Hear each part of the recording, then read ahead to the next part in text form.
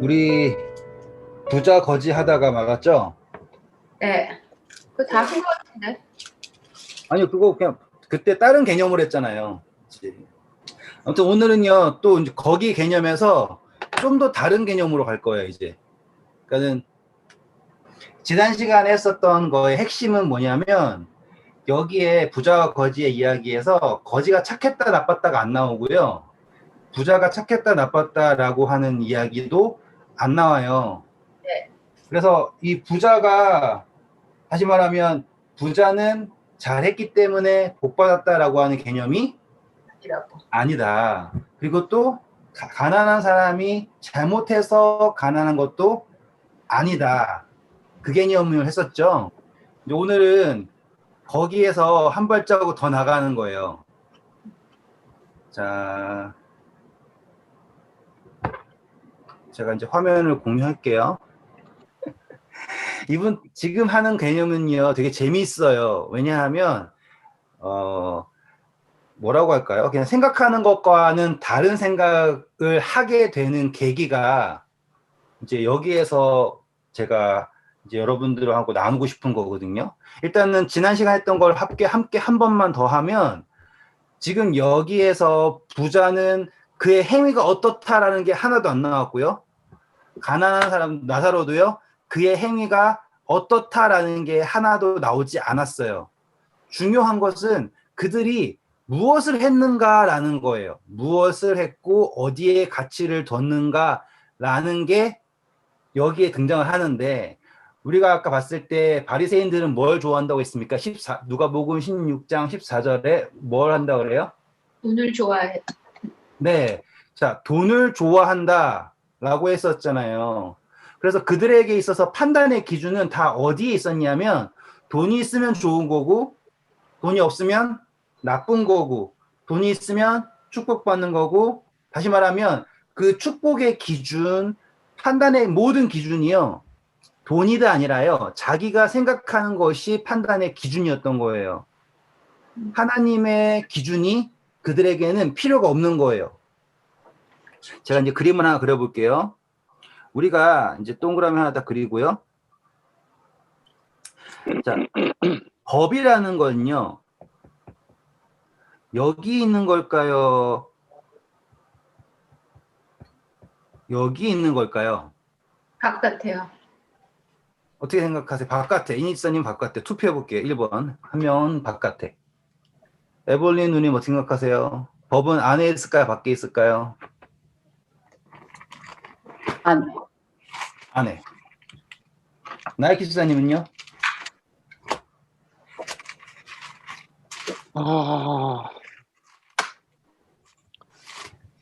안팎에 다 있는 거 아닌가요? 그것도 하나만 골라야 돼요? 그게 맞는 것 같아. 현명하십니다. 그게 맞는 신명기 것 같아. 30장, 신명기 30장, 11절, 그리고 14절 읽어주세요. 이거 했었습니다. 신명기 30장, 11절부터 14절인데요. 그냥 11절, 14절 읽어주세요. 내가 오늘 내게 명령한 이 명령은 너한테 어려운 것도 아니요 먼 것도 아니라 오직 그 말씀이 내게 매우 가까워서 내 입에 있으면 내 마음에 있은즉 내가 이를 행할 수 있느니라. 네, 자 여기에서 나온 이야기는 뭐냐면 하나님의 법은 어디에 있냐? 밖에 있느냐, 안에 있느냐라고 했을 때 안에 있다라고 나왔어요. 그리고 로마서는 뭐라고 할까요? 로마서 오실게요. 로마서 2장 14절, 15절 읽어주세요. 이방인이 본성으로 율법의 일을 행할 때에는 이 사람은 율법이 없어도 자기가 자기에게 율법이 되나니 이런 이들은 그 양심이 증거가 되어 그 생각들이 서로 혹은 고발하며 혹은 변명하여 그 마음에 새긴 율법의 행위를 나타내느니라. 네, 자, 그 마음속에 뭐가 새겨져 있습니까? 율법이 새겨져 있는 거예요. 어떠한 형태로요? 양심이라고 하는 형태로. 그런데 지금 저희가 해야 될 거는 이 이야기가 포함하고 있는 개념이 되게 재밌어서 제가 이제 이걸 가지고 온 이야기예요. 자, 실질적으로요, 법은 사실상 법은 항상 밖에 있어요. 실질적으로. 그런데 우리가요, 그걸 뭐 하는 거냐면요, 이걸 수용하는 거예요. 다시 말하면 그 어떠한 존재도 이 법을요, 강제로 여기다가 집어넣을 수 없는 거예요. 법이란 뭐 하는 거야 되냐면, 여기 적을게요. 수용해야 돼요, 수용. 이게 제일 중요해요. 그렇죠. 자, 한번 생각을 해볼게요. 우리가 이제 여기서 또 알려면 우리는 법과 제가 얘기하면서 웃겨요. 법칙에 대해서도 구분을 해야 해요. 법칙은 법과 어떤 차이가 있을까요? 법칙은 팩트고 네. 던지면 깨지는 거고 법은 던지지 말라 그러는 거고 깨지니까. 네. 자, 법칙은요, 선택이 없어요. 법은 선택이 있어요. 요게 제일 쉽게 설명하는 법과 법칙의 차이예요. 선택. 네. 자, 법칙이라고 하는 것은 보편타당하게 모두에게 적용되는 것, 이렇게 뭐 할 수도 있지만, 그거는 이제 뭐 법을 공부하면서 나오는 개념들이고요. 제가 이제 성경을 가르치면서 아, 법칙이라고 하면 이거다라고 했을 때 그냥 핵심적인 단어 하나는 그냥 선택이에요. 법칙이라는 범위로 가버리잖아요. 그럼 거기에는 선택이 없어요. 왜? 거기에는 예외가 없기 때문에. 뭐 물론 뭐 법칙 중에도 예외가 있을 수 있겠죠. 왜? 예를 들어서 만유인력의 법칙은 모든 게 다 땅에 떨어지잖아요. 그런데 물 같은 경우는 모세관 법칙 그 현상이 있어가지고 중력을 거슬러서 물이 올라가잖아요. 그래가지고 이제 뭐 우리가 샘도 물 마실 수 있고 하는 게 다 법칙을 어긋나는 예외적인 방식이 있는 거지. 그 법칙이 성립하지 않는 게 아니에요. 그렇죠? 법칙이죠. 법칙의 예외라고 하는 것은 다른 어떠한 영향력이 생겨서 바뀐 것이지 만유인의 법칙이 적용되지 않는 게 아니잖아요. 그래서 법과 법칙의 차이는 무엇이다? 선택의 차이다. 그렇죠? 그런데 이 선택의 차이라고 하는 것이 무엇이냐라고 했을 때 바로 이 수용인 거예요. 수용. 그렇죠. 법은요, 절대로 내 안에 있지 않아요. 그렇지만 그 법을 내가 뭐 하는 거예요? 받아들이는 거예요.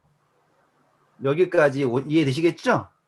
네. 지금 이게요, 별것 아닌 것 같지만 상당히 의미심장한 이야기예요. 일단 우리 에스겔서 36장 한번 읽어볼게요. 에스겔서 36장 26절부터 28절까지예요. 또 새 영을 너희 속에 두고 새 마음을 너희에게 주되 너희 육신에서 굳은 마음을 제거하고 부드러운 마음을 줄 것이며 또 내 영을 너희 속에 두어 너희로 내 율례를 행하게 하리니 너희가 내 규례를 지켜 행할지라. 내가 너희 조상에게 준 땅에서 너희가 거주하면서 내 백성이 되고 나는 너희 하나님이 되리라. 네, 감사합니다. 자, 여기 엄청나게 중요한 개념이 나와버렸어요. 우리 영이 나왔는데 영이 몇 가지 영이 나오나요? 26절에 새 영 한 가지 새 영 나오고요. 27절에 또 내 영. 와. 그러면 이제 우리가 그 전에 배웠던 영혼 육 했던 거 기억나시죠? 네. 분명히 영이 있는데요. 창조되는 새로운 영이 있고요. 그걸 뭐라 그래요? 새 마음이라고 나오죠? 네, 또 새 영을 너희 속에 두고 새 마음 이렇게 나왔잖아요. 네. 그렇죠? 그리고 내 영을 준다 그러잖아요. 근데 여기서 새 영은 뭐죠, 그러면? 그 전에 가지고 있던 우리가 지금 가지고 있는 영이 있지 않습니까? 그거 말고. 예, 그런데 그게 다시 태어나는 거잖아요, 우리가. 그거를 우리는 새 영이라고 하는데 그걸 정확하게 뭐라 표현하냐면 새 마음. 저 이거 앞으로 계속 할 수 있어요. 근데 오늘의 요점만 빼고 시작할게요, 일단. 왜냐면 이거를요, 저랑 공부하시면서 느끼는 거가 있으실 거예요. 저는 절대로 성경 이야기 가지고 막 이야기하는 게 아니라 이 개념을 이해한 다음에 다음 가려고 하잖아요. 저는 지금 그 단계예요. 우리는 지금 마음이라고 하는 개념, 그리고 법이라고 하는 개념을 매칭을 시키는 지금 작업을 하고 있는 중인 거예요. 이해되시겠죠? 그래서 지금, 자, 새 영을 주고요, 새 마음을 너에게 주어서요, 너 육신에서 그 새롭다라는 것, 새롭지 않다라는 것 차이 뭐냐면, 굳은 마음을 뭐라고 했나요? 옛날 거예요. 그렇죠? 부드러운 마음은 뭐예요? 새로운 거예요. 자, 이제 아시겠죠? 네. 자, 그 전에 내가 굳은 마음을 가졌다예요. 그렇죠? 근데 이제는 부드러운 마음이에요. 근데 그 차이가 뭐냐면 굳은 마음이라고 하는 것은 나의 생각이 나의 뜻으로 고착된 거예요. 부드러운 마음은요, 토기장이의 손에서요, 언제든지 변화될 수 있는 모습이에요. 그렇죠? 자, 그런데요, 흥미로운 점은 그분의 법을 지키게 되는 것은 언제 일어나냐, 이에요. 마음이 부드러워지면 지킬 수 있냐가 아니에요. 27절 보세요. 뭐라고 또 나옵니까? 내 영을 너희 속에 두어 너희로 내 율례를 행하게 하리니. 네. 엄청나게 깔끔하게 나오는 거예요. 진짜로 이것만큼 깔끔한 정의가 없어요. 하나님의 법은요, 네? 착하거나 순종적인 사람이 지킬 수 있다가 아니에요. 그분의 영을 받은 사람이 지킬 수 있다예요. 왜냐하면 그분의 계명은 어떠한 밖에 있는 전제 조건이 아니에요. 지금 우리가 공부했지 않습니까? 밖에 있는 법을 우리가 어떻게 흉내를 내서 지키는 것이 율법을 지키는 게 아닌 거예요. 그 법이, 그 영이 나의 안에 들어오는 것이 그 율법의 성취가 되는 거예요. 여기까지 이해가 되시겠죠? 자, 그거를 이제 개념적으로 한 번 더 살피는 거예요. 우리가 지금 제가 아까 했던 게 법이라는 건요, 밖에 있는 거예요. 근데 우리가 그걸 뭐 한다고요? 수용하는 거예요, 수용. 근데 이 수용한다라고 하는 게요, 사실상 수용이지, 이거는요, 뭐와 일치하냐면, 우리 안에서요, 이 법을 새롭게 만드는 것과 일치한 거예요. 한 번만 더 말씀드릴게요. 우리가 밖에 있는 법을요, 내 안에다가 이렇게 집어넣는 게 아니에요. 사실상 수용이라는 것은. 그것을 내 안에서 창조하는 거예요. 여기까지 이해하시겠어요? 자, 한번 차이점을 볼게요. 우리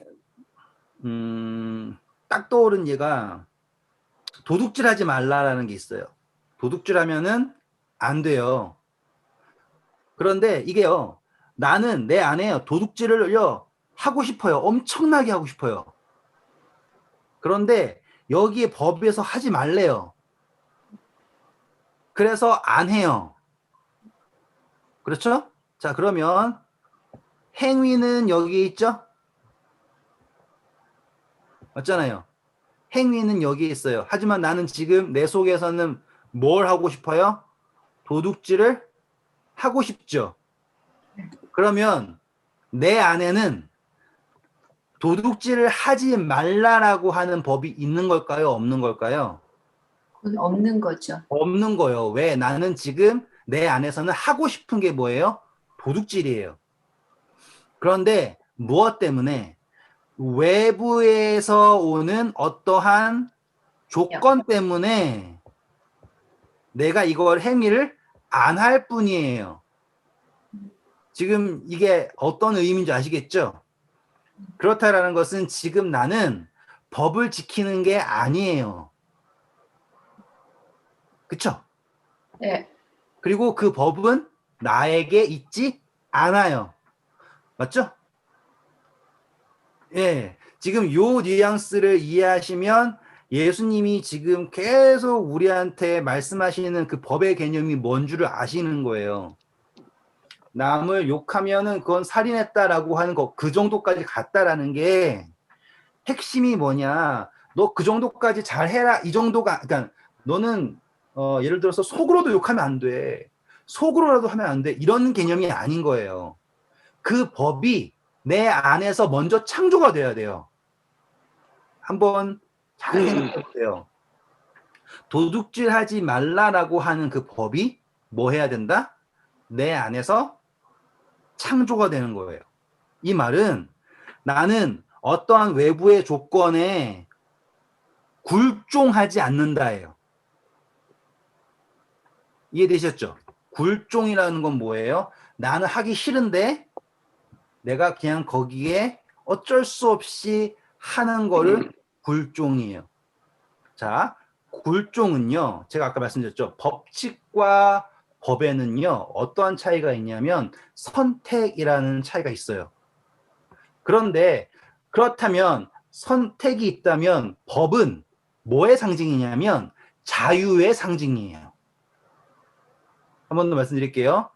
법칙과 법의 차이의 핵심은 선택인데 법에 선택이 있다면 법이 주어졌다는 것 자체만으로 우리는 그것을 뭐로 여긴다? 선택이 있다라는 것은 자유의 상징이다라고 여기는 거예요. 다시 말하면 하나님께서 우리에게 무엇을 주셨습니까? 법칙만 주지 않으시고 법을 주셨죠. 법을 주셨다라는 것은 우리에게 무엇을 주셨다라는 상징입니까?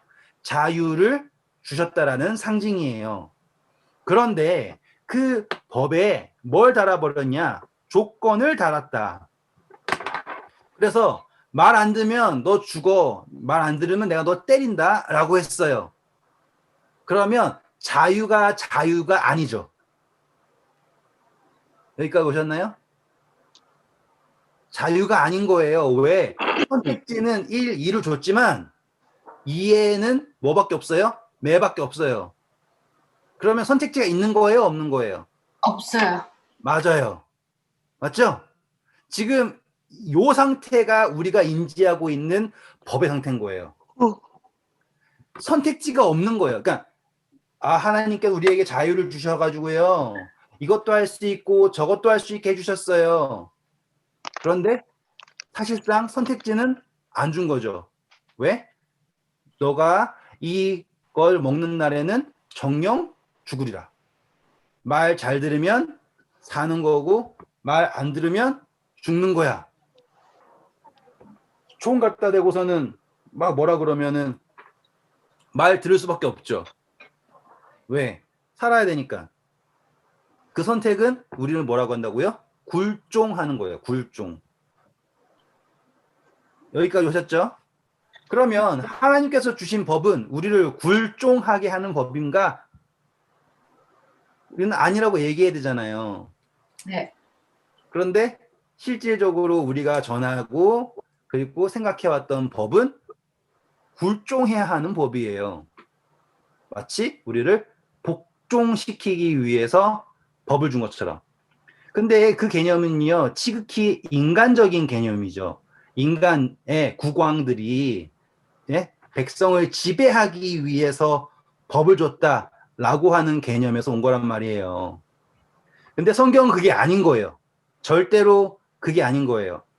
우리가요, 법을 지키는 건요, 어떻게 지키는 거냐면, 아까 말씀드렸잖아요. 내 영을 준다라고 했죠.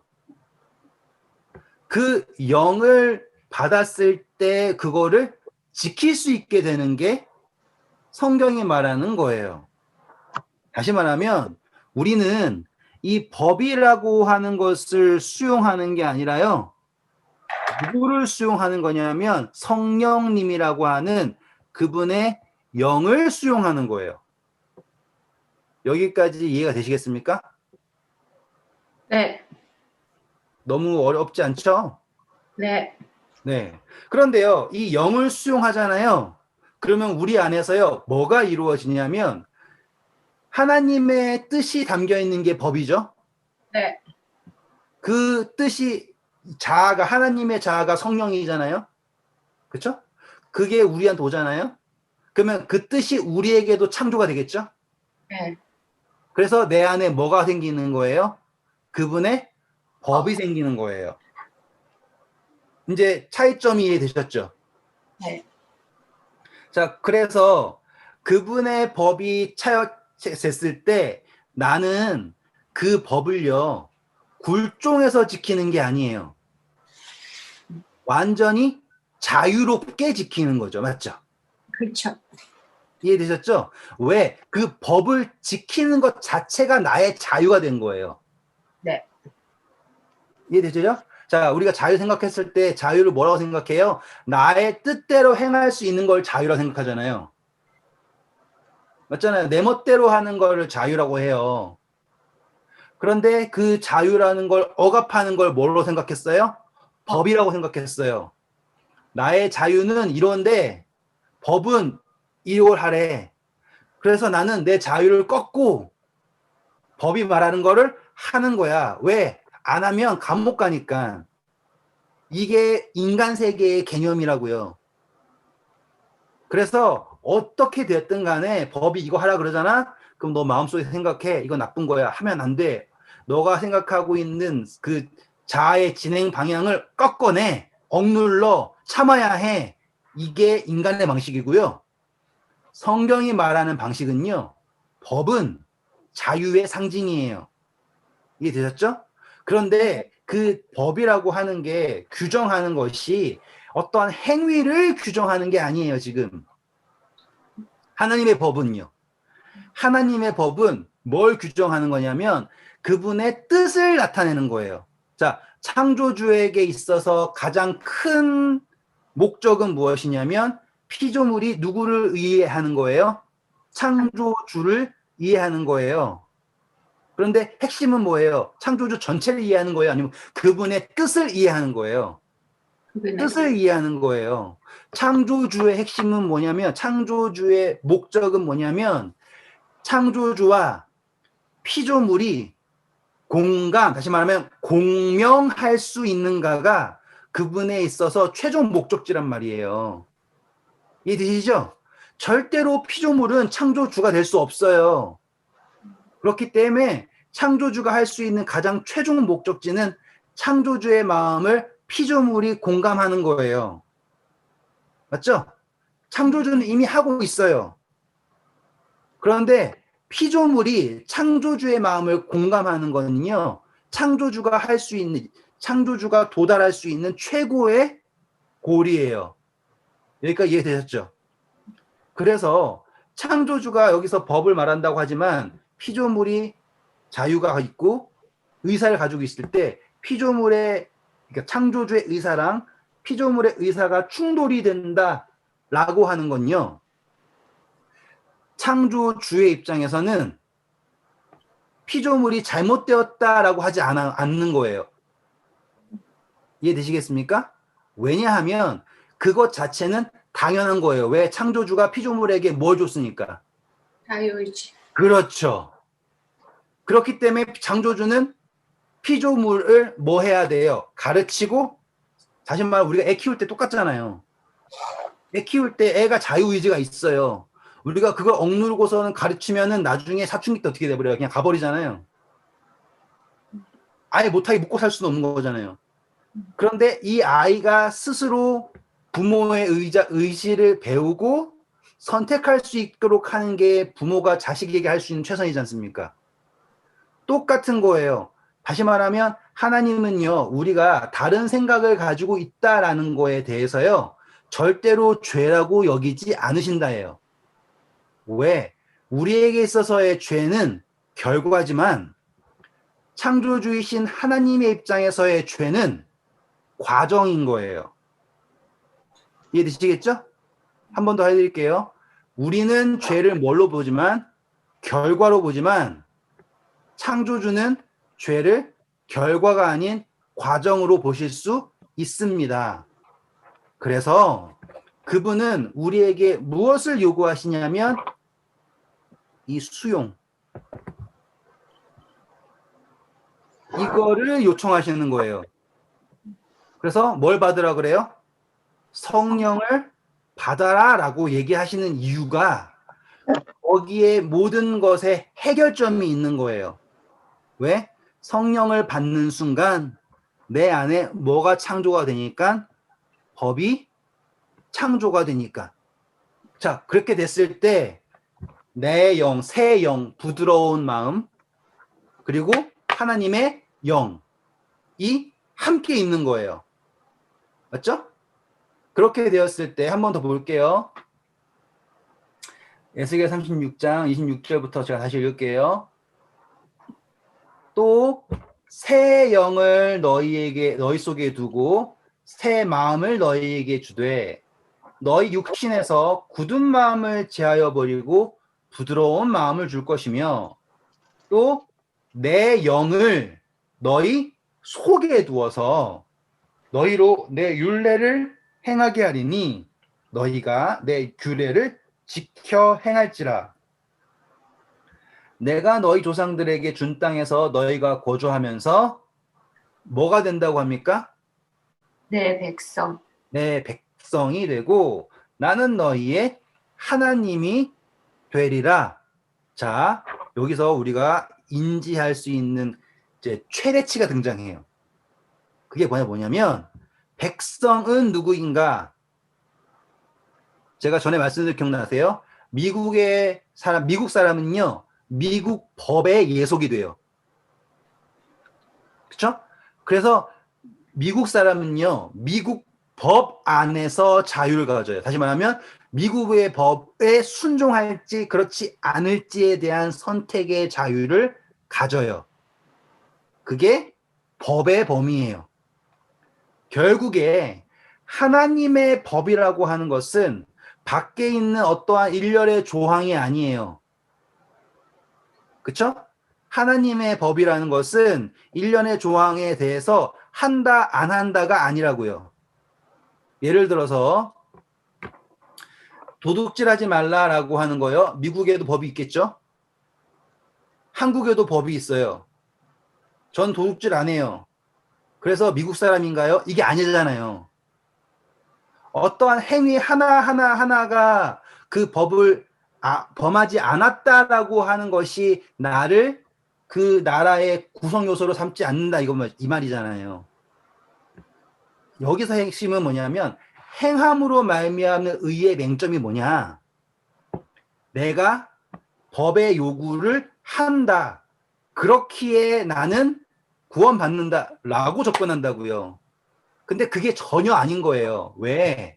법의 요구라고 하는 것은 행위를 요구하는 것이 아니라 존재를 말하는 거라고요. 이해되셨죠? 그래서 예수님의 접근하시는 구원 방법과 바리새인들과 또 지금 대부분의 기독교인들이 접근하는 방식이 다를 수밖에 없는 거예요. 이해되시죠? 핵심은 뭐다? 그분이 성령이 나에게 와서 내가 새 영을 그분의 영을 받음으로 내 안에 무엇이 창조되는 거예요? 그분의 법이 창조되는 거예요. 그랬을 때 나는 내가 하는 모든 행위는 자유의지 안에서 하는 거죠. 그런데 그 법이 내가 그 법을 존중하는 거잖아요. 내 안에 창조된 걸. 자, 예를 들어서 이니 집사님이요. 아까 백신 이야기 했어요. 백신이 아프다라는 걸 아시죠? 네. 근데 집사님은 아픈 것보다 다른 가치를 우선하죠. 그렇잖아요. 아픈 거를 맞으러 간다라는 거는 사실상 개념, 그러니까 일반적인 동물적 개념으로는 성립이 안 되는 거잖아요. 그런데 지금 집사님은 그거를 수용을 하죠. 그리고 가서 하잖아요. 자, 이 전환이 뭐냐 이거예요. 누가 강압을 해서 하는 게 아니죠. 선택해서 한 거잖아요. 자유로. 하나님의 법이 바로 이런 개념으로서 우리에게 나타나야 된다 이 말이에요. 그러니까 하나님의 법이 내 안에 창조되었다고 해서요. 그 전에 내가 가지고 있던 인식이 달라진다. 이게 아니에요. 뭐가 달라지냐면 가치가 달라지는 거예요. 그래서 뭐가 예전에는 아프면 안 해. 안 아픈 것만 해라고 했잖아요. 그런데 이제 아파도 뭔 해야 돼요? 이렇게 되는 거죠. 자, 그 가치의 변화의 가장 핵심은 뭐냐면 우리가 자녀를 키울 때 느끼는 거예요. 내가 피곤해도 자녀를 위해서 일어나잖아요. 그게 뭐냐면 내 자녀의 가치가 내 안에서 먼저 살아나 버렸죠. 생각해 보세요. 제 아들이 유치원 다녀요. 유치원에 가서 배우는 게 뭐 있겠어요? 별거 없잖아요. 그런데도 저는 제 아이의 가치가 제 안에서 생겼잖아요. 그쵸? 그 전에 없었어요. 내 판단의 기준에 제 아이가 가지고 있는 가치는 없었어요. 근데 제 안에 누가 창조된 거예요? 제 아이가 창조가 된 거예요. 제 안에. 그 창조되면서 함께 창조된 게 뭐예요? 제 아이가 추구하는 가치겠죠. 저는 쇼핑할 때 장난감 코너에 한 번씩 꼭 가요. 예전에 안 갔는데. 왜요? 내 아이의 가치가 내 안에 있잖아요. 자, 결혼하고서요. 누굴 보고 아내 때문에 사러 가잖아요. 왜? 제 아내의 가치가 내 안에 살아있기 때문에. 그런데 제가 하는 행위는 강압에 의해서 굴종하는 게 아니죠. 자유롭게 한다고요. 이 차이가 바로 예수님이라는 분이 내 안에서 살아계실 때, 성령이 내 안에서 있을 때 그 법이 내 안에서 살아나는 거예요. 이해되셨죠? 그 전에는 이 법을 여기에 있는 걸 하기 위해서요, 나를 억압해야 했어요. 이해되시겠죠? 나를 억압하고요, 내가 하고 싶은 거를 참고서 해야 됐다고요. 그런데 제 아이가 내 안에서 살아나니까요, 제 아내가 내 안에서 살아나니까요, 예수 그리스도가 내 안에서 살아나니까요, 저는 제 자유를 가지고서 그 일을 하는 거예요. 심지어 그게 기뻐요. 이 느낌을 이해하시겠습니까? 이 느낌을 이해하고서 예수님이 말씀하시는 그러니까 그 추구한 걸 보잖아요. 그러면 내가 왜 다시 말하면 내가 왜 여기에서 백지 상태로 하나님께서 만드셨는가를 알아요. 왜냐하면 하나님이 나를 이미 여기를 채워버려요. 그러면 첫 번째 뭐가 없어요? 자유가 없어요. 그리고 두 번째 차이를 몰라요. 내가 무슨 의지를 가졌는지도 몰라요. 맞죠? 그런데 하나님이 어떻게 하셨어요? 이걸 비워놨죠. 그리고서는 나로 하여금 뭘 찾게 했어요? 내 안에 채울 걸 찾게 했잖아요. 그게 우리는 뭐라고 했어요? 욕심이라고 했죠. 자, 욕심에 대해서 한 번만 더 설명해 드릴게요. 그 인간이요, 할 수 있는 가장 최고의 능력이 뭐냐면요, 그거는 상상이에요. 상상 능력은요, 제가 생각하기에는 인간이 할 수 있는 최고의 능력이에요. 상상은. 왜? 거기에는 공간의 한계도 없고요, 시간의 한계도 없고요, 존재의 한계도 없고요. 맞죠? 모든 것의 한계를 다 뛰어넘는 거는 상상이에요. 그렇죠? 상상으로 난 하나님일 수 있죠. 상상으로 나는 어떠한 존재도 초월할 수 있어요. 그게 상상이에요. 그런데요, 이 상상이라고 하는 거는요, 공허해요. 왜냐하면 여기에 뭐가 없냐면 방향성도 없고요, 근거도 없어요. 그게 상상의 맹점이에요. 그런데 인간이 가지고 있는 이 상상, 한자로는 이제 망이라고 그러잖아요. 망. 그 망이 있는데 그 중에서요, 가장 강력한 게 있어요. 그게 바로 뭐냐면 욕망이에요. 이게 욕망이라는 게요, 되게 신기한 게요, 인간은 채워진 거를 욕망하지 않아요.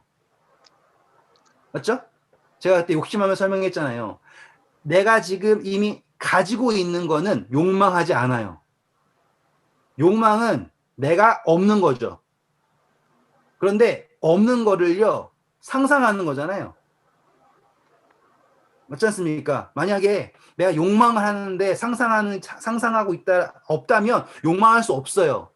욕망한다라는 건요, 내가 인지하고요, 내가 가치를 느끼고요, 내가 상상할 수 있는 것을 욕망하잖아요. 모르는 거 욕망할 수 없죠. 맞죠?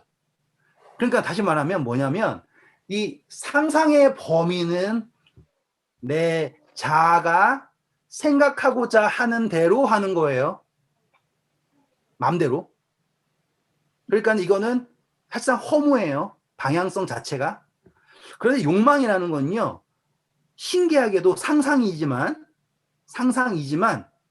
이게 너무나 실질적인 거예요. 가치도 알고요. 그렇죠? 나의 필요도 있고요. 욕망이라는 게. 그러니까 욕망이라는 건요, 상상 속에 있지만 실존하는 거라고요. 여기까지 오시겠죠? 네. 욕망이라는 거. 누구에게 실존하냐면 욕망하고 있는 나에게 실존하는 게 욕망이에요. 그래가지고요, 우리는 욕망이라는 거 어떻게 하려고 그러냐면요, 어떻게든 그거를 뭐 하려고 그러냐? 실존하게 하려고 그래요. 제가 말씀하는 거 이해가 되시겠죠? 네. 만약에 여자분들 백 좋아하면 현실화시킨. 가지고 싶다라고 하잖아요. 핸드백을. 그럼 어떻게 하려고 그래요? 어떻게든 뭘 해가지고는 그거를 여기다가 옆구리에 딱 차잖아요. 그게 욕망이 뭐 됐을 때, 현실이 되었을 때 기쁨을 느끼죠. 맞죠? 그리고 우리는 그 욕망을 어떻게든 만들려고 해요. 맞죠? 자, 그게요, 하나님이 우리에게 가지고 계시는 마음이에요. 잘 보세요.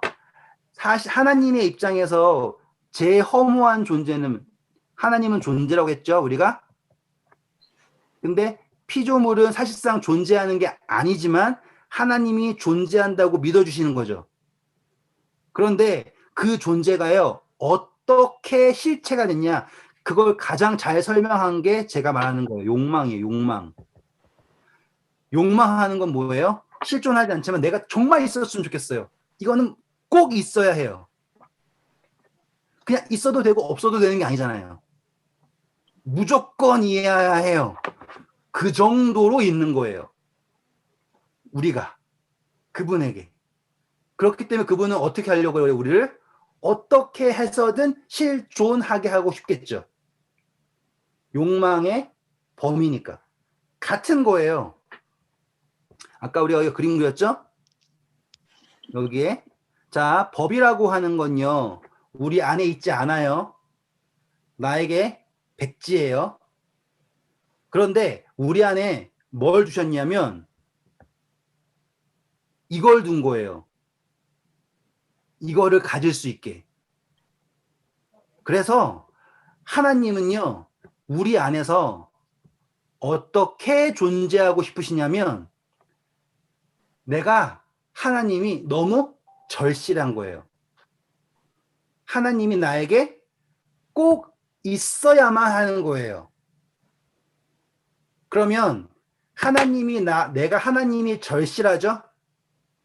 누가 우리를 절실하게 느끼는 것처럼 하나님이 우리를 절실하게 느끼시는 것처럼 우리도 그분을 절실하게 느끼는 것, 그게 욕심에서 나오는 욕망인 거죠. 맞죠?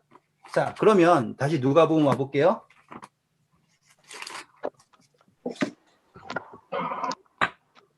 자, 아브라함이 이제 부자랑 얘기해요. 네? 네. 부자랑 얘기하는데요, 부자가 부탁을 합니다. 뭐라고 얘기하냐면 16장 24절부터 읽어주세요. 불러 이르되 아버지 아브라함이여 나를 긍휼히 여기사 나사로를 보내어 그 손가락 끝에 물을 찍어 내 혀를 서늘하게 하소서. 내가 이 불꽃 가운데서 괴로워하나이다. 아브라함이 이르되 예 너는 살았을 때 좋은 것을 받았고 나사로는 고난을 받았으니 이것을 기억하라. 이제 그는 여기서 위로를 받고 너는 괴로움을 받느니라. 그뿐 아니라 너희와 우리 사이에 큰 구렁텅이가 놓여 있어 여기서 너희에게 건너가고자 하되 갈 수 없고 거기서 우리에게 건너올 수도 없게 하였느니라. 그러면 아버지여 구하노니 나사로를 내 아버지의 집에 보내소서. 내 형제 5이 있으니 그들에게 증언하게 하여 그들로 이 고통받는 곳에 오지 않게 하소서. 감사합니다. 저 요것 때문에 얘기를 지금까지 한 거예요. 이 부자의 핵심은 뭐에 있는 거예요? 고통에 있어요. 부자는 지금 뭐가 하나도 없는 거예요. 하나님과의 관계, 그게 하나도 없는 거예요. 다 뭐에만 관심이 있는 거예요?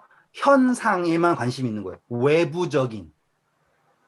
그가 슬퍼하는 거는, 내가 하나님과 함께하지 못한다를 슬퍼하는 게 아니죠. 뭘 슬퍼해요? 망했다. 나 지옥 왔네. 여기에는 마실 물도 없네. 힘드네. 여기에만 집중한다고요. 근데 뭘 증언하려는 거예요? 근데 그 밑에 보면 모세와 선지자들이 있으니 그들에게 증언해 달라는 것은 어떻게 하면 여기 안 온다는 걸 그러니까 말씀을 증언해 달라는 말이 아닌가 보죠? 집사님, 제가 지금 이 이야기의 원래 해석을 안 해드리고 개념만 하는 이유가 있어요. 원래 이 이야기는요, 제가 한 30분이면 해석해 드릴 수 있어요. 그런데 예수님이 지금 이 사람들에게 포인트를 지금 바리새인들에게 잡고 있는 건 뭐냐면, 바리새인들은 하나님 왜 믿냐면 하나님과 함께 있고 싶어서 믿는 게 아니라 천국 가려고 믿는 거예요. 혹은 지옥 안 가려고 믿는 거예요. 그러니까 이 사람이 지금 이 부자가 슬퍼하는 걸 뭘 슬퍼해요? 내가 지금 지옥에 온 걸 슬퍼하는 거지 관계가 끊겼다라는 거에 대해서 슬퍼하지 않고 있잖아요. 그리고 지금 이제 가서 이야기하라고 해석해드리면 이 사람은 뭘 생각한 거예요? 내가 어떤 거를 안 해서 아시겠죠? 내가 뭐를 안 했거나 혹은 어떤 거를 해서 여기에 왔지 않겠냐. 그러면 나사로를 보내가지고 뭘 알려주라는 거예요? 방법론을 말해줘라. 혹은 내가 이렇게 했더니 지옥에 왔다라는 걸 말해줘라. 그러면 그 사람들이 방법을 바꿔서 천국에 가겠지. 이 이야기를 한다고 있다고요. 그런데 예수님은 지금 이거를 사실을 말하고 계시는 게 아니잖아요. 지옥이 있습니다. 지옥이랑 천국이랑 다 대화도 할 수 있는 정도의 거리예요. 저기는 불타고 있고요. 여기에는 아브라함이랑 잘 지내는 게 천국이고 저기서 불타는 거 구경하는 게 천국이에요. 이런 이야기를 하는 게 아니잖아요. 예수님은 지금 이 바리새인들이 가지고 있는 생각이 얼마나 의미가 없는가를 말씀하고 계시는 거예요. 너희들이 바라는 천국은, 너희들이 생각하고 있는 지옥은 여기엔 뭐가 없어요? 하나님이 없어요. 본질적인 관계가 없어요. 뭐만 있냐면 불타서 힘든 거 그것만 피하면 돼. 뭘로요? 방법론적으로요. 다시 이제 결론을 내려고 한번 해볼게요. 오늘요 우리 좀 정신없는 개념을 좀 하긴 했어요. 그런데 이 개념이 앞으로도 그렇지만 내가 성경을 이해할 때 가장 중요하게 생각하는 한 개념 중에 하나예요.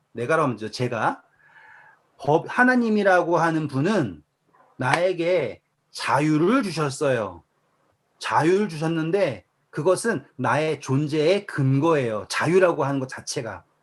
자유가 없는 순간 나는 존재가 아니에요. 그런데 그 자유라고 하는 존재의 근거를 무엇으로 표현하셨냐면 법을 중심으로 표현했단 말이에요. 그 법이라는 것은요, 단순히 뭐 해라 하지 말라가 아니라 하나님의 품성을 반영한 것이 법이에요. 우리는 그거를 사랑이라고 이해했죠. 그런데 이 법이라고 하는 건요, 절대로 내 안에 있는 게 아니에요. 밖에 있어요. 뭐 하지 않는 이상, 내가 그것을 수용하지 않는 이상. 그런데 문제는 법이라는 것 자체가 어떠한 리스트가 되어서 존재하지 않는다. 하나님의 법은. 그냥 죄가 들어와서 십계명이라고 하는 것으로 더해졌을 것 뿐이지 실질적으로의 하나님의 법은 그분의 품성 자체잖아요. 그래서 우리가 수용해야 되는 거는 나 살인하지 않을 거야. 나는 도둑질하지 않을 거야. 이러한 조건들을 수용하는 것이 아니라 무엇을 수용하는 거냐면 그분의 인격 자체를 수용하는 거예요. 영을. 그래서 하나님은 우리에게 무엇을 받으라고 하시냐면 그분의 영을 받아라 라고 하는 거예요. 그렇게 되었을 때 우리 안에 뭐가 창조되는 겁니까? 하나님의 계명이 창조되는 거예요. 그랬을 때 우리는 그 법을 어떻게 하는 거예요? 지키는 거예요. 어떻게? 아주 자유롭게요.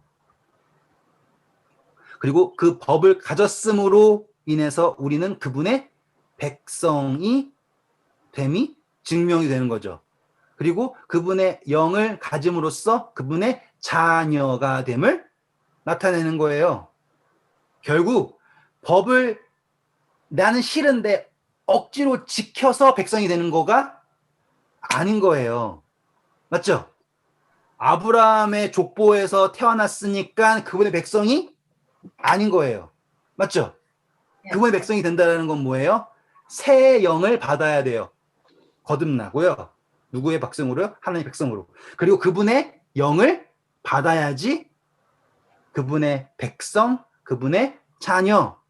그리고 제가 말씀드렸잖아요. 제가 제 아들을 제 안에서 창조했으니 해버리니까 제 아들의 가치가 저에게 있어서 우선순위가 되고요.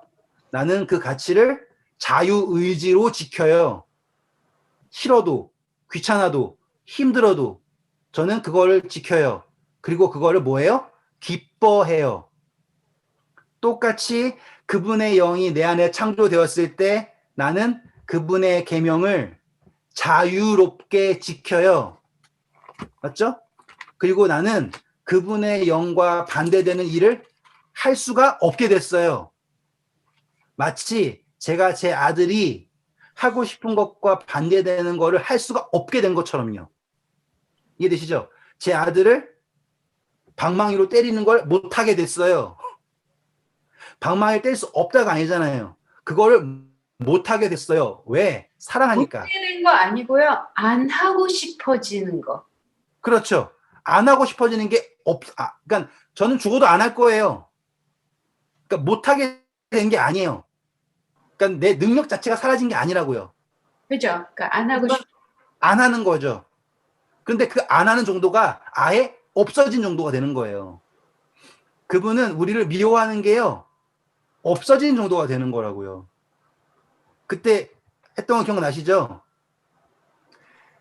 조건 없는 사랑 이런 거 있잖아요. 사랑이 조건이 없어진 거지 그 조건 자체가 없는 사랑 가지고 계신 분이 아닌 거예요. 이해되시죠? 지금 우리가 그러니까 우리의 가치가 그분 안에서 살아나서 그분이 우리를 사랑하는 것처럼 그분의 가치가 우리 안에서 살아나서 창조되어서 우리 안에서 그분이 살아나는 거예요. 똑같은 얘기예요. 내가 그리스도랑 십자가 못 박혔다. 에? 이제 내가 사는 게 아니다. 그분이 사는 거다. 그 이야기가 계속 똑같은 이야기를 반복을 제가 지금 다른 개념으로 설명해 드리는 거예요. 그렇게 되었을 때 요한일서에 나오는 게 성경이 돼요. 이제 한 번 더 갈게요. 요한일서 3장이에요. 자, 우리 1절부터 5분 남았으니까 다 읽을 수 있을 것 같아요. 한번 읽어볼게요. 집사님 읽어주세요. 보라, 아버지께서 어떤 사랑을 우리에게 베푸사 하나님의 자녀라 일컬음을 받게 하셨는가. 우리가 그러하도다. 그러므로 세상이 우리를 알지 못함은 그를 알지 못함이라. 사랑하는 자들아, 우리가 지금은 하나님의 자녀라. 장래에 어떻게 될지 아직 나타나지 아니하였으나 그가 나타나시면 우리가 그와 같을 줄을 아는 것은 그의 참 모습 그대로 볼 것이기 때문이니. 감사합니다. 요한 여기까지 볼게요. 요한 1서 3장 1절부터 2절 봤잖아요. 지금 여기에도 우리가 공부했던 개념이 다 나왔어요, 벌써. 자, 보세요. 아버지께서 사랑을 베푸고 계시죠. 왜요? 하나님의 자녀라고 일컬음 받게 하기 위해서 이거를 하고 계시는 거잖아요. 그쵸?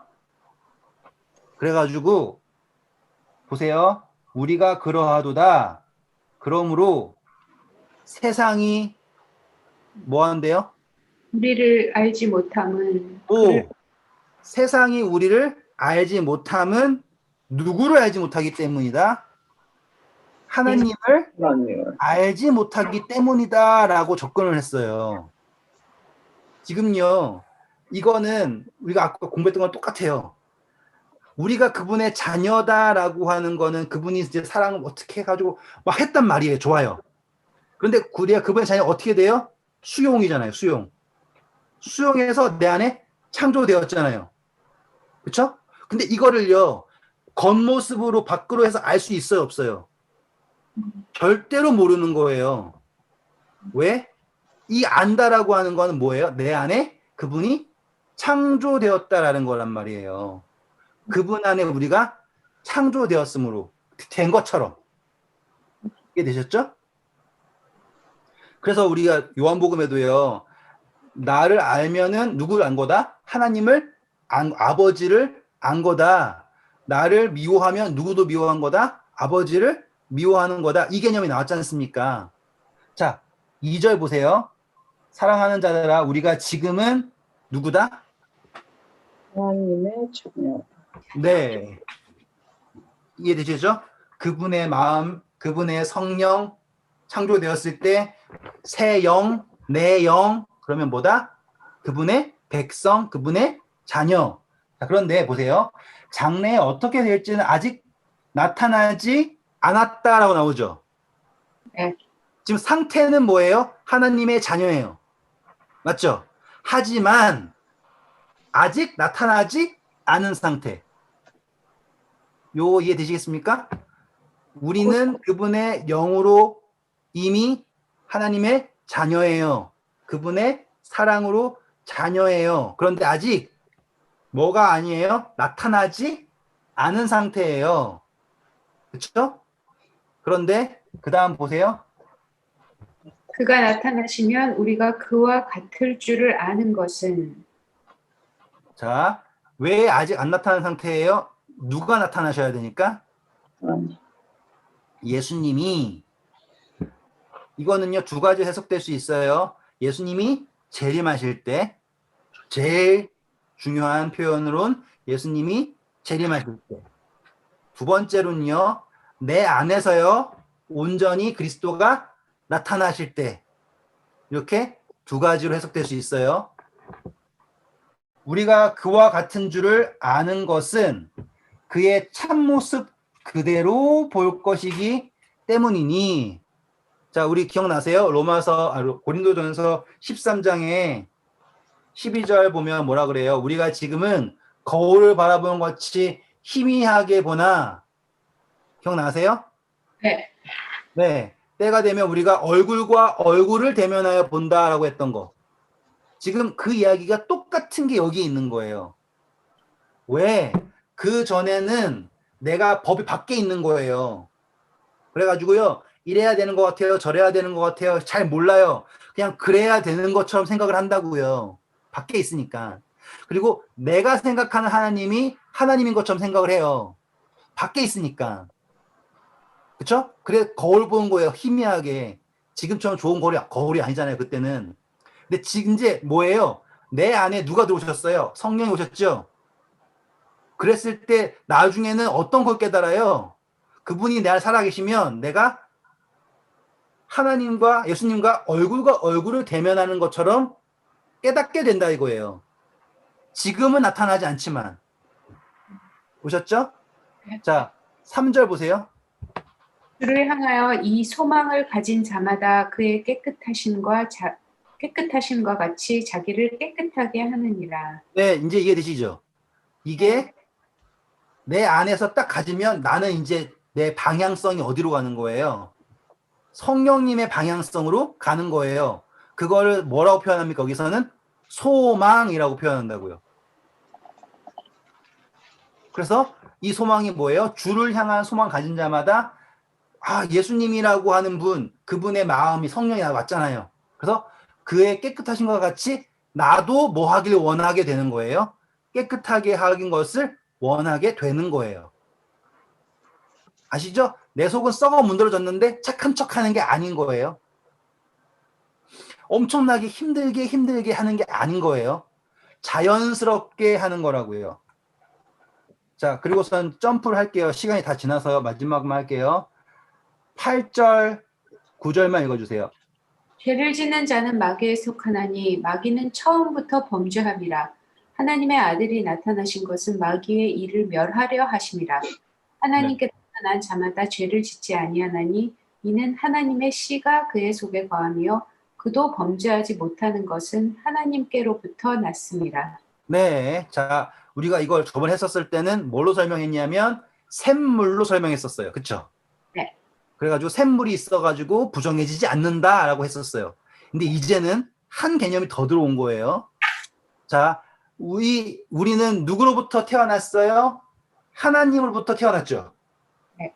맞아요. 모든 존재는 다. 그런데 이제 그분의 법을 수용한다. 그분의 영을 수용함으로 내 안에서 누가 창조된 거예요? 하나님의 법, 하나님. 그렇죠. 그게 이제 하나님으로부터 났다라고 하는 개념이 이중으로 성립이 돼버리는 거예요. 이게.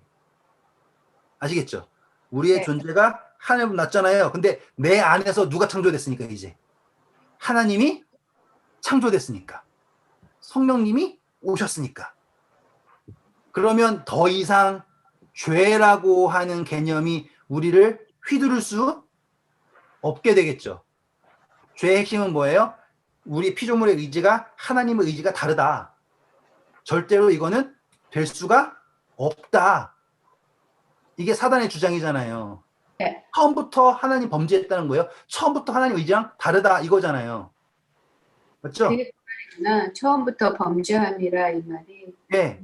근데 이 모든 존재는 제가 말씀드렸지만 우리에게 있어서는 죄는 결과예요. 예? 하지만 하나님에게 있어서는 그게 뭐가 되는 거예요? 과정이 될 수 있는 거예요. 왜? 비어있는 상태에서는 당연한 거라고요. 그런데 그럼에도 불구하고 뭐 했을 때? 채웠어. 하나님으로 태어난 존재가 하나님이 우리 안에서 태어났을 때 그때 뭐 하지 못한다? 범죄하지 못한다. 왜? 그가 하나님께부터 났기 때문이다. 그리고 왜? 하나님의 씨가 그 안에 거하기 때문이다. 이제 완전히 성립되죠? 네. 그러니까 지금 제가 시간이 1분만 더 쓸게요. 제가 지금 개념을 착착착 계속 쌓아 나가면서 한 층씩 올리고 있는 거예요. 그전에는 우리가 죄를 안 짓는 건요. 성령이 우리 깨끗하게 해주는 거예요. 그 샘물로 했던 걸 이제는 뭘 올린 거예요? 법이라는 개념을 올렸고요. 그리고 법이라는 걸 자유라는 개념으로 올렸고요. 그 자유라고 하는 개념을 지금 뭐로 옮겼어요? 하나님의 영이 와서 존재의 품성으로 올렸죠? 그쵸? 근데 그거를 뭐로 했어요? 태어나는 창조로 올렸단 말이에요. 다시 말하면 우리가 지금 법을 지킨다라고 하는 개념은요. 어느 정도까지 올라갔냐면 하나님이 창조주시죠. 근데 우리가 법을 지킨다라는 걸 어느 정도로 올렸냐면 우리가 창조주가 돼야지 지킬 수 있다가 된 거예요. 우리가 누구를 창조하는 정도로 하나님을 우리 안에 창조하는 것을 법을 지킨다로 올린 거예요, 지금. 그전에는 우리가 너무 올라가서 좀 무서워요. 아니 이렇게 가끔씩 한 네. 이렇게 너무 올라갈 때마다 약간의 두려움이 있어요. 그게 창조주의 궁극적인 목적이에요. 그러니까는 집사님 딸내미가 계속 승진해서 막 올라가. 그럼 두려워요? 아니, 네, 안 두렵잖아요. 하나님도 똑같은 기대를 가지고 있는 거예요. 그러니까는 이 사랑하는 존재에 대해서 끝없이 부어줄 사랑은 하나님께 있는 거예요. 그 말이 맞네. 네. 그런데 그것을 올리려면 어느 정도까지 올려줘야지 대상이 되냐면 하나님은 창조주세요. 우리를 창조한. 우리가 그분의 대상이 되려면 우리도 뭐가 돼야 되냐면 창조주가 될 수 있는 대상이 되어야 돼요. 실질적 창조주 말고요. 관계적 창조주요. 이해되시죠? 실질적 창조주 말고 관계적 창조주. 그래서 우리로 하여금 우리를 비게 만들어 놓고 우리로 하여금 누굴 창조하라고요? 하나님. 예수 그리스도를 우리 안에 창조하게 한 거예요. 그걸 뭘로? 믿음으로. 그렇게 되었을 때 성취가 되는 거예요. 엄청 멋있지 않아요? 네. 그러니까 그게 있어서 그래요. 머릿속에 사탄이 이제 하나님과 비길이라 이게 막 그러면 안 되잖아요. 근데 네. 똑같은 나도 비길이라 나도 같아지리라는데 완전 다른 거잖아요. 네. 그러니까 약간 그게 있어서 전혀 다른 개념. 이거는 하나님 원하시는 비기는 거고요. 예, 대상으로서. 예. 사단은 자기의 존재로서 비기는 거예요. 그러니까 큰 차이죠. 아무튼 고생 많으셨습니다. 감사합니다. 네, 좋은 밤 되세요. 네, 주세요. 네, 수고하셨습니다.